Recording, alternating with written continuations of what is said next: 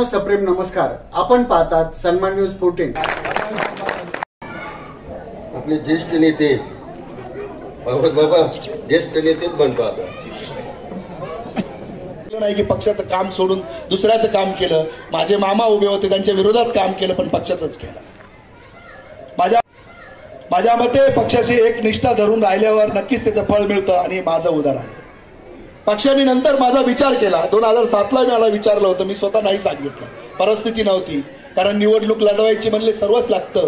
तुम्ही अनुभव घेतलाय ताई, साम दाम दंड भेद सर्व करावं लागतं आणि माणसाने असलं तर करावं, म्हणून तेव्हा नाही सांगितलं. आणि नंतर निवडणूक लढलो, यश आलं. माझ्या मते तेही या कामांचं जे श्रेय आहे तेही आपल्याला जातं आणि मला जे यश मिळालं तेही माझा मित्रपरिवार असेल, आपण असेल, हे श्रेयही आपल्याला जातं. म्हणून आणि दादा, नक्कीच जशी मला संधी मिळाली तशी तुलाही संधी मिळेल, काळजी करू नको. किंवा कोणाला नक्कीच मिळेल, परंतु माझ्या मते शांतीने घ्यायचं असतं, एवढंच तुला सांगतो. 2017 मध्ये अक्षरशः पॅनल बनवायचा, पॅनलला उमेदवार नव्हता, प्रभाग नवीन झालेला होता. आमचा ज्या भागाशी काही संबंध नाही असा प्रभाग आम्हाला जोडलेला होता आणि तो प्रभाग जोडताना काही अधिकाऱ्यांनी मिळून केलेलं काम होतं. 25 वर्ष झाली नव्हती. आपण कोणत्याही नगरात कोणताही भेदभाव न करता, मग ते चुंचाळा गाव असेल, रामकृष्ण नगर असेल, संजीव नगर असेल, विराट संकुल असेल, विराटनगर असेल, जाधव संकुल असेल किंवा बोर टाउनशिप असेल, आपण ज्या नगरात काम चालू केलं तिथील पूर्ण रस्ते केले, तिथं पूर्ण ड्रेनेज लाईन केल्या, तिथे पाण्याच्या लाईन केल्या.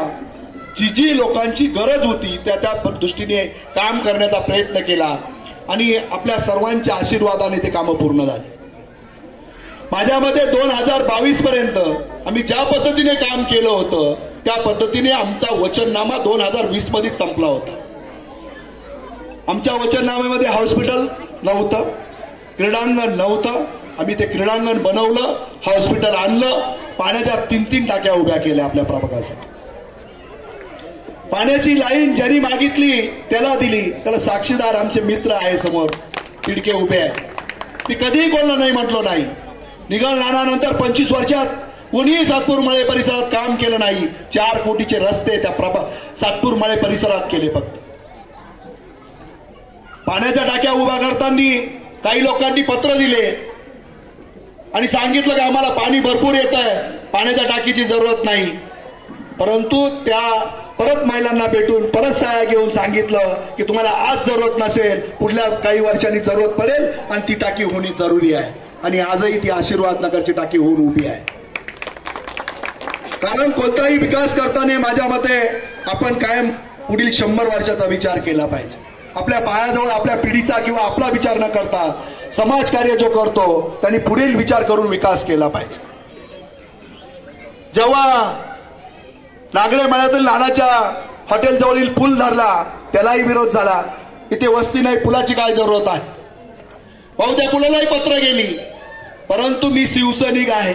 मी गेली 38 वर्ष या पक्षात काम करत असताना एक शाखा प्रमुख, वार्ड प्रमुख, विभाग प्रमुख म्हणून काम केलंय. त्याच्यामुळे मला ही संकट काही नवीन नव्हती आणि कोणत्याच संकटाला माझं कोणतंच काम कोणाच्या कॅन्सल होऊ शकलं नाही. आणि ते सर्व आपले आशीर्वाद, आपल्या जनतेच्या आशीर्वादाचं पाठबळ माझ्या पाठीशी होतं. आणि आज तो पूल झालाय, तुम्हाला माहिती आहे. तो पूल असेल, शेजारी जो आपण पूल केला कुबेर सोबीच्या पाठीमागचा, दरवर्षी पूल व्हायचा. महापालिका दरवर्षी खर्च करायची, दरवर्षी पूल वाहून जायचा. मी सांगितलं अधिकाऱ्यांना की हा पूल पक्का करा. तिथेही 2 कोटी खर्चून पूल उभा केला. त्याचे परिणाम आज आपण बघत आहात. आज तो रोड झालाय, आपल्याला शॉर्टकट जायला जागा झाली कंपनीकडे आणि आज तिथे वस्ती वाढली. आप्पाजी, आमच्या इथे 2017ला जी लोकसंख्या होती ती आज डबल आहे आणि म्हणून केलेल्या पाण्याच्या टाक्या पण कमी पडताय. पाण्याची आज आमच्याकडे खूप मोठी प्रॉब्लेम्स उभा राहिलाय. कारण नवीन वस्ती वाढली, प्रत्येकाने कनेक्शन घेतलंय, बिल्डरांनी नवीन बिल्डिंग बांधल्या आहे आणि पाण्याचा तुटवडा आज जाणवत आहे. आणि काही लोक त्याच्यात मुद्दाम खीळ घालण्याचं काम करतात.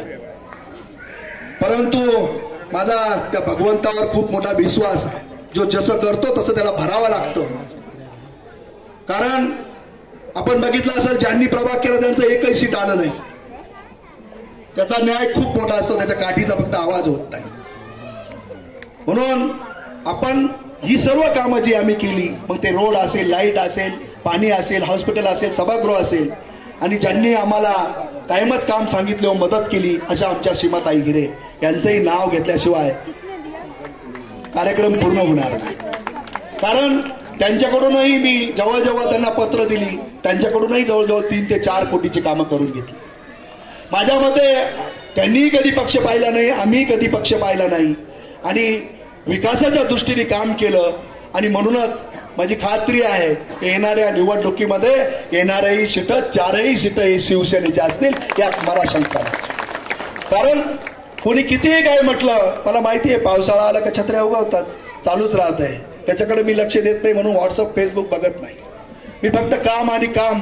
कोणीही फोन केला माझ्यामध्ये मी चॅलेंजवर सांगू शकतो, एवढी जनता बसलेली येते, कोणी फोन केला आणि त्याचा फोन उचलला नाही किंवा त्याचं काम झालं नाही सांगावं. मी कायम 24 तास फोन चालू असतो आणि कोणी कधीही फोन करू त्या फोनला उत्तर देणं माझं काम समजतो. कारण तुम्ही मला निवडून दिलाय म्हणजे मी तुमचा सेवक आहे. मी कोणी मोठा कोणी नसून मी तुम्हाला तुमचा सेवक समजतो, आणि सेवकाचं काम असतं येणाऱ्या माणसाचं काम करणं. ते काम करण्याचं काम मी कायमच केलेलं आहे. आणि म्हणून अनिल दादा, जशी संधी मिळेल तसं तुला नक्कीच जागा मिळेल, काळजी करू नका. भगवत पाहुणे पक्षाचा जय जयकार. काय होतं अनिल दादा, 2002 मध्ये मी तिकीट मागत होतो. नंदू शेठ कायम माझ्या बरोबर होते. शेठची माझी ओळख नंतर झाली. नंदू शेठ मला चांगलं ओळखतात. म्हणजे जेव्हा आमचे सजन फड पडले आणि आम्ही आयर साहेबांची गाडीच फोडली आणि मिरवणूक काढून दिली, आणि नंतर आम्हाला नंदू शेट्टी बोलून घेतलं सर्वांना, अरे त्या माणसाला तकलीफ देऊ नका, तो परत उभा नाही राहणार. आणि डॉक्टरने आम्हाला शब्द दिला, आम्ही परत उभा राहणार नाही, आम्हाला ताण देऊ नका. आणि नंदू शेठ तेव्हापासून पहिल्यापासून आम्ही कधी गेलो असेल तर कायमच गवळी काका असायचे. तेव्हा ही वस्ती नव्हती, थोडी वस्ती होती, आणि आज खूप वाढलेली वस्ती आहे. म्हणूनच मला विश्वास आहे की जनतेचं जो काम करतो जनता त्याच्या पाठीमागे उभी राहते. अनिल दादा, तू नक्कीच कायमच धडपड करीत असतो, या जनतेच्या कामासाठी खूप करत असतोस. म्हणून नक्कीच फक्त माझ्या मते काय म्हणता ना, उतोळा नवळा गुडघ्याला बासिंग असं नको आहे. लक्षात राहा, कधीही बी माणसानी उरळून जायचं नसतं. 2002 मध्ये मला तिकीट भेटणार होतं, सर्व झालं, आणि ऐन वेळेस तिकीट माझ्याच मित्राच्या आईला भेटलं. नाही की पक्षाचं काम सोडून दुसऱ्याचं काम केलं. माझे मामा उभे होते, त्यांच्या विरोधात काम केलं, पण पक्षाचंच केलं. माझ्या मते पक्षाची एक निष्ठा धरून राहिल्यावर नक्कीच त्याचं फळ मिळतं, आणि माझं उदाहरण आहे. पक्षाने नंतर माझा विचार केला. 2007ला मला विचारलं होतं, मी स्वतः नाही सांगितलं, परिस्थिती नव्हती. कारण निवडणूक लढवायची म्हणले सर्वच लागतं. तुम्ही अनुभव घेतलाय ताई, साम दाम दंड भेद सर्व करावं लागतं, आणि माणसाने असलं तर करावं. म्हणून तेव्हा नाही सांगितलं, आणि नंतर निवडणूक लढलो, यश आलं. माझ्या मते तेही या कामांचं जे श्रेय आहे तेही आपल्याला जातं, आणि मला जे यश मिळालं तेही माझा मित्रपरिवार असेल, आपण असेल, हे श्रेयही आपल्याला जातं. म्हणून आणि दादा, नक्कीच जशी मला संधी मिळाली तशी तुलाही संधी मिळेल, काळजी करू नको. किंवा कोणाला नक्कीच मिळेल, परंतु माझ्या मते शांतीने घ्यायचं असतं, एवढंच तुला सांगतो आणि थांबतो. जय हिंद, जय महाराष्ट्र.